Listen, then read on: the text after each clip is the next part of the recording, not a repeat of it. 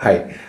Why LRS GO 2020 launched by Telangana government, which is Layout Regularization Scheme, will meet Honorable High Court of Telangana.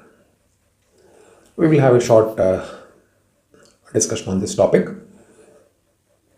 Now, what is LRS launched by the Telangana government? It is the Layout Regularization Scheme. Earlier also in 2008, this scheme was launched.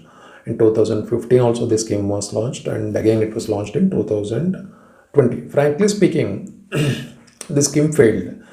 It was extended a lot of times when it was launched in 2008 in the consolidated state of Andhra Pradesh. And after the Telangana formed in 2015 also it was launched, it was extended. Nobody was coming forward to pay the amount to regularize the plot in the unapproved or illegal layouts. But this time it attracted a lot of attention because government inserted a penalty clause, penalty rule, similar to a penalty rule, that is a restraining order for registration. That is to say, if you don't avail or participate in the scheme, which is for a span of around 45 days, the plot will not be registered forever. So this is the restraining rule that is implanted in the GO by the government. Now let us come into the topic of the video, why it will reach High Court. As far as I understand, the definition, what is unapproved and what is an illegal layout, was not defined adequately in the GO. Now, since the past 70 years, government gave permission to a lot of layouts. And when government gives permission, in the earlier 70s and 80s, government issued permission very lightly. They did not take things seriously. They simply issued permission to draw the layout if open spaces are left. That's it. That is to say, parks, open spaces. I'm talking about 70s. And roads. They were not very particular about the development. And slowly the government became serious about layout rules, and then government started issuing temporary permission. Subject to development, permanent permission was given. That was in the early 90s, and even that failed. After that, government started mortgaging some part of the layout in their name. So even that failed. That is why LRS scheme was launched 3 times. Now in all these 3 seasons of layout permissions, developer escaped, and the victims are the purchasers, the plot holders. Now, whether the layout permission in these 3 seasons, which I described earlier, come under LRS scheme, that was not clarified. Now, if purchasers come forward, if the plot owners come forward and pay the LRS amount, government will blindly give the LRS proceedings. I am dealing a case where government issued LRS permission for an agricultural land. That is being questioned in courts. So government wants revenue. Undoubtedly, to run the government wants revenue. Therefore, they launched these schemes.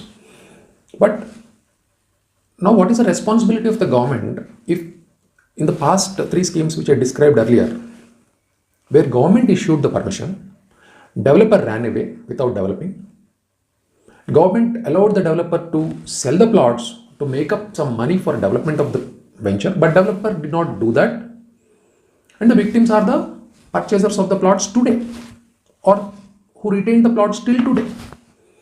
Developer is fine, he escaped with his profits. Government is fine, government gave the permission, government collected the stamp duty for the registration. Now today government is prohibiting registration. It appears to be very unfair on the part of the government to prohibit registration, and because it allowed earlier and today it is prohibiting registration.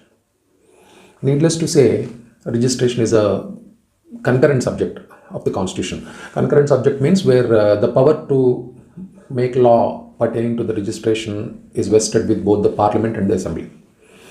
Anybody can make law.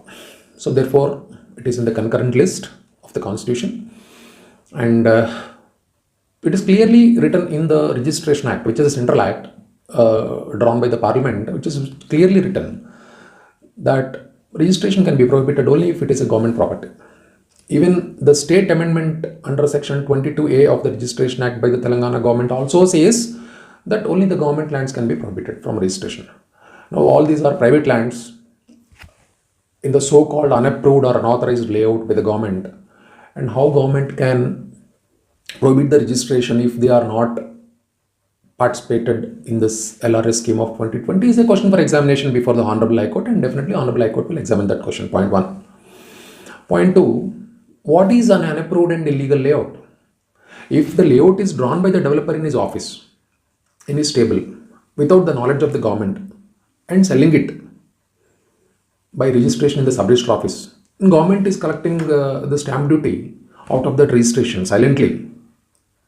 Is that an illegal or unapproved layout? Or the layout which government gave approval, either at a Gram Panchayat level or at a municipal level or at a corporation level or at a HMDA or Huda level. In Hyderabad, HMDA or Huda also issues layouts.